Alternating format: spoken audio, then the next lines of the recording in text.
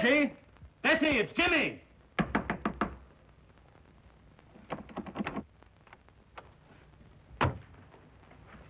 Mr. Durham, something's happened to Betty. Force the door open.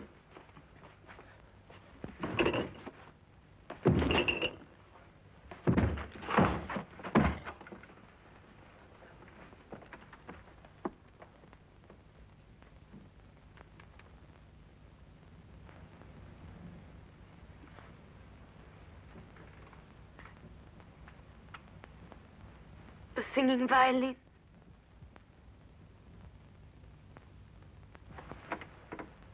Betty, darling. The singing violin. It was here again. I saw it, I heard it. The singing violin. I heard it. Betty. I saw it.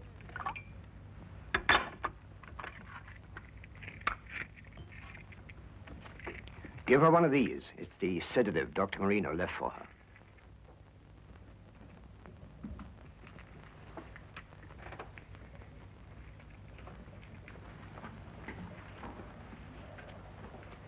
She will attend to my stepdaughter.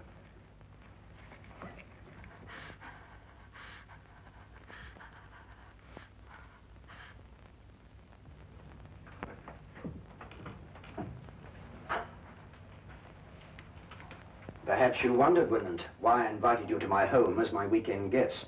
I thought our coming marriage, Betty's and mine, had something to do with it, sir. No. I wanted you to see for yourself why that marriage can never take place. I don't understand, sir. Are you blind, Willand? After what you've just witnessed, don't you realize that my stepdaughter is losing her mind? She never told me. Naturally. Dancing skeletons, headless men, and tonight, a singing violin. Surely, sir, it must be merely her imagination. Nightmares. But she insists the things that she sees are real. Positive proof of incipient dementia precox. I regret to have to tell you this, my boy. My doctor informs me that in a matter of weeks, if not days, Betty must be certified as hopelessly mad.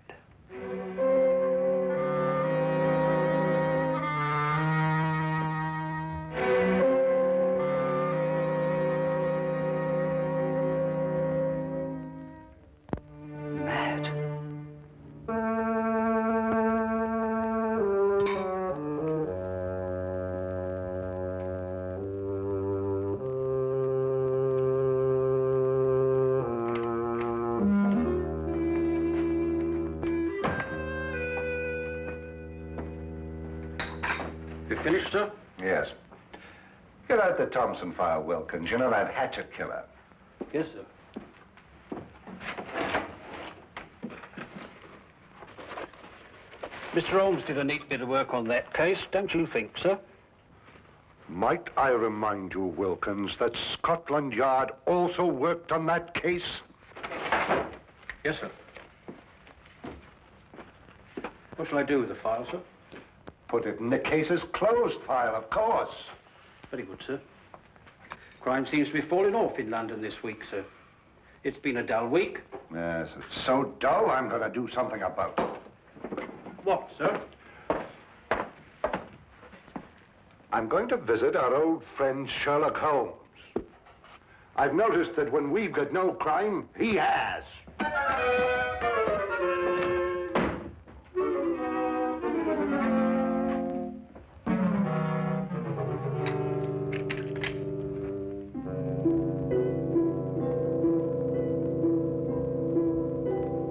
A beautiful girl having hallucinations.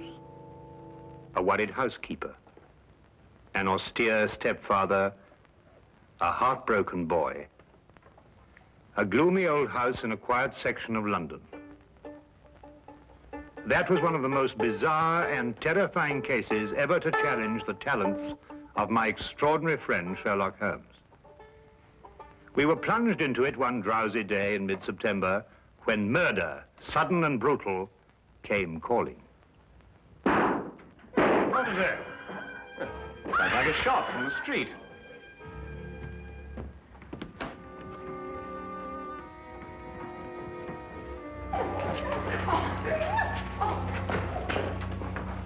back there. Stand back, please. What's happened to your passenger? He's dead, sir. Dead? True enough. He's been shot. What's going on here? This man in the carriage, Inspector. Shot he was, sir. All right, let's stand back here, please. Stand back, please. Stand back. Let's move along here, please. Please. Stand back, please. Move along here, please. Please stand back. Move along here, please. Move along. Officer, Yes, sir. you take charge here. Yes, sir. All right, driver. What do you know about this? I don't know. We were about to have a visitor. Where? What do you mean, where? Yes, a young man, but he was murdered before he reached here. Murdered? How do you know?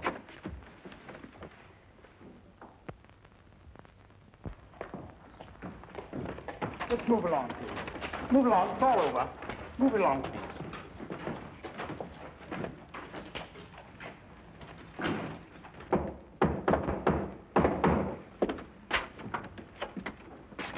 Oh, hello, Lestrade. I've been expecting you. I didn't know myself I was coming here until a few minutes ago. I suppose you also know why I came here? Murder. Both Dr. Watson and I heard the shot. I observed part of the proceedings through the binoculars. This was found in his pocket. Sherlock Holmes, 221B Baker Street. He was obviously employed by a tea and spice merchant. The aroma is unmistakable, eh, Watson? Oh, unmistakable. The boy's wallet gave us some further information. His name was James Winant. He lived at number 5 Crestwood Place. He was employed by Stackhurst and Durham, tea and spice merchants. Stackhurst. Stackhurst. Does the name mean something to you, Holmes? Well, it should. Stackhurst and Durham appears in almost every tin of tea sold in England. What was young Winant's business with you, Holmes? Winant. Durham. Ah. I've never heard of Winant before. Were you able to ascertain anything from the cabby? No, one of the passers-by heard him say, "The singing violin." The singing violin? No, that can't mean anything, I'm sure. Can't mean anything, Lestrade. Well, now, of course not. Get your hat, Watson. Well, where are we going, Holmes? To interview the murderer of Jimmy Winant, of course. You mean to say you know who killed him? Of course I do. Don't you?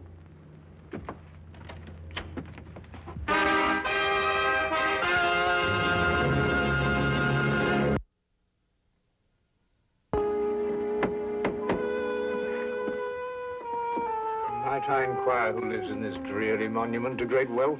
Guy Durham. Durham.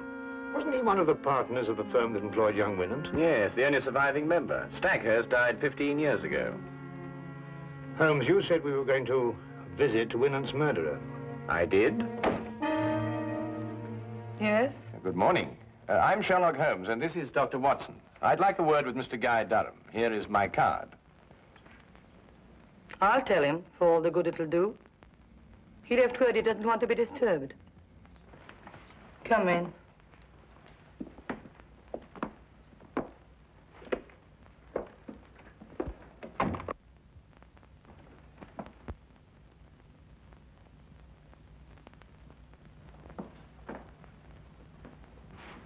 Oh, permit me, madam, to congratulate you on your new position. Thank you. How do you know I'm new here? Mrs. Ferguson, who was at the door? Excuse me.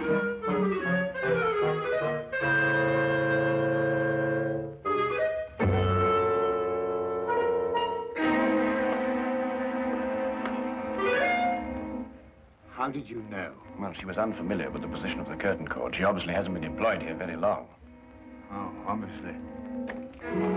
I'm sorry, sir, but Mr. Durham can't. What is the meaning of this? I'm sorry, sir. They pushed in before I could stop them. I must apologize for this intrusion, Mr. Durham, but it's imperative that I speak to you. Oh, very well. As long as you're here, what do you want? I take it you are Sherlock Holmes. At your service, sir. And this is my friend and colleague, Dr. Watson. Pleasure, sir. How do you do? Sit down.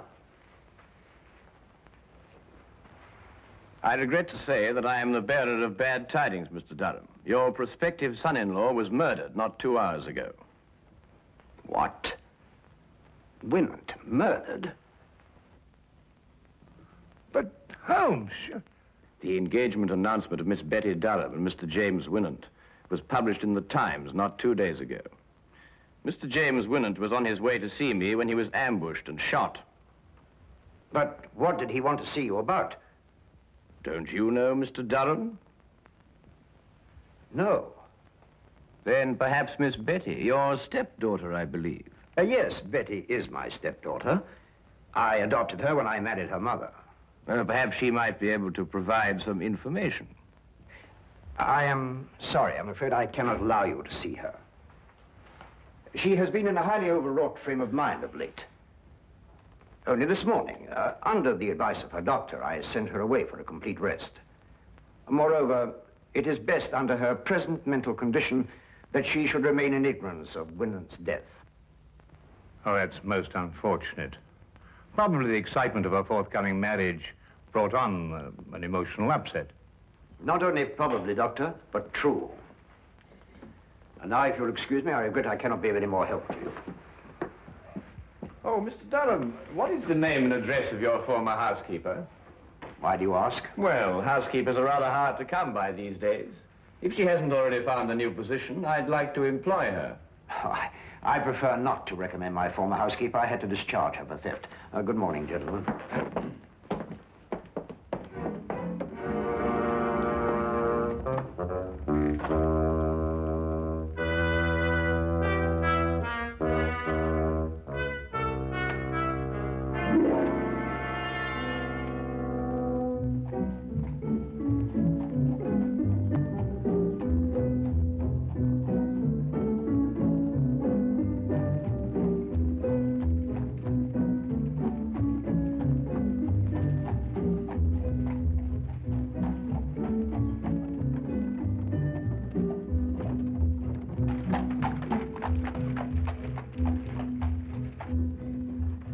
You believe Durham is the murderer, Holmes? Yes. Why are you so sure? Well, 15 years ago, Horace Stackhurst died in extremely mysterious circumstances. Stackhurst? Would that be the Stackhurst of Durham's firm? The same. Shortly after Stackhurst's death, his widow married Durham. And the widow is Betty's mother, I presume? Indeed, she was. But the mother herself died within a year, and Betty inherited a great fortune. Durham was appointed guardian until such time as Betty married. Oh, I'm beginning to understand. Tell me, Holmes, have you solved the mystery of Winant's dying words yet? The singing violin? Oh, well, that's really very easily explained, Watson, now that the... Ah, here we are.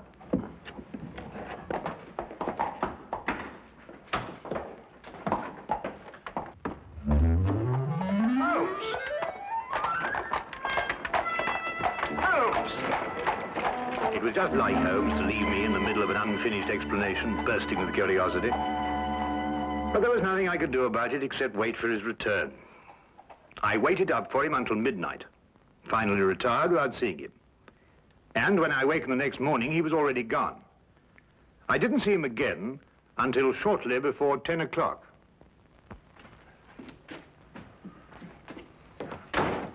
Hello, where have you been? Do you mind going to the window, Watson? What? I've got a surprise for you. Oh, Go on. all right.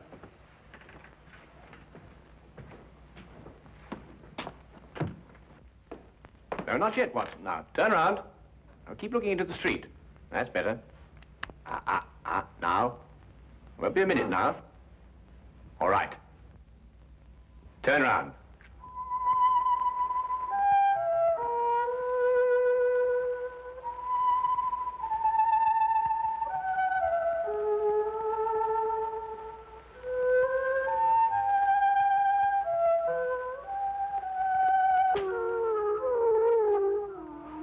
Well, what?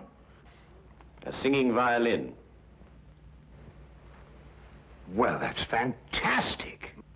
Yes, a fiend with a diabolical mind, our Mr. Durham. Soap on the bow so that no sound should come from it, and this. Come along, Watson. Where to? To complete a plan which this time only you can effect. Oh, really? After you.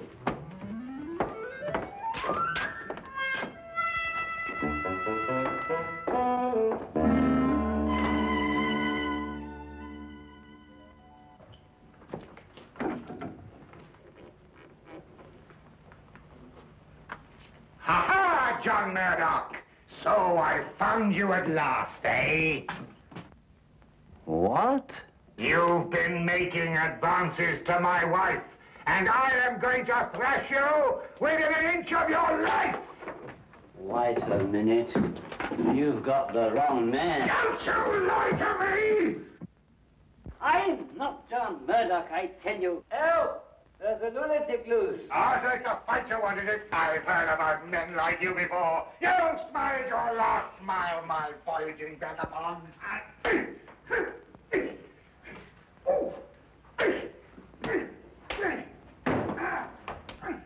My answer is final, Durham.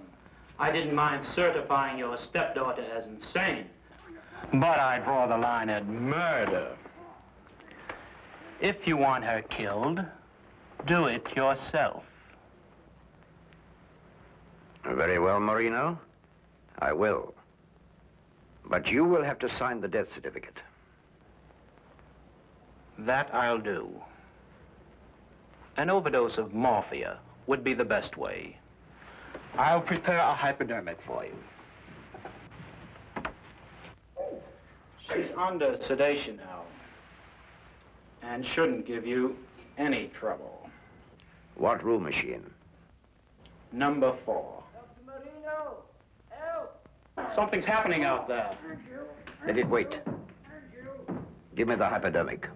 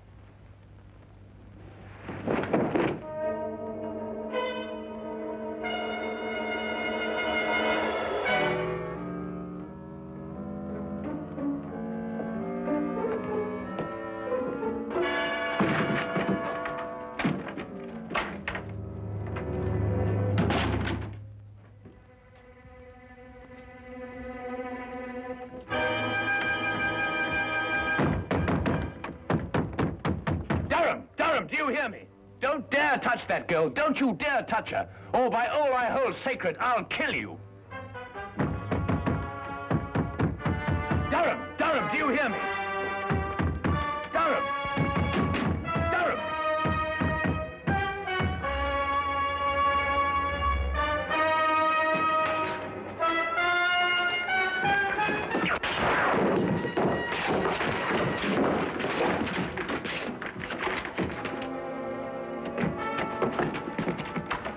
Are you all right, Holmes? The girl, is she all right, Watson? Just drugged. She'll be all right. Well, what kept you so long? Dr. Marino brought up reinforcements.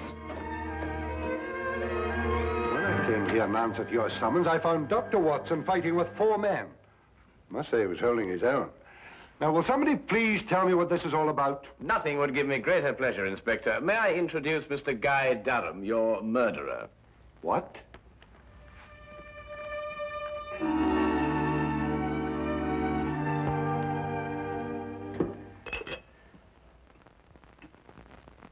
Well, of course, Watson. I knew Betty was in danger when Durham mentioned Marino. I met him before and knew he wasn't a doctor, but a charlatan. Tell me, Watson, how did Betty take the news of Jimmy's death? It came as a terrible shock to her, I'm afraid. Poor girl broke down completely. Well, she's young. She'll recover. And youth has a way of overcoming tragedy.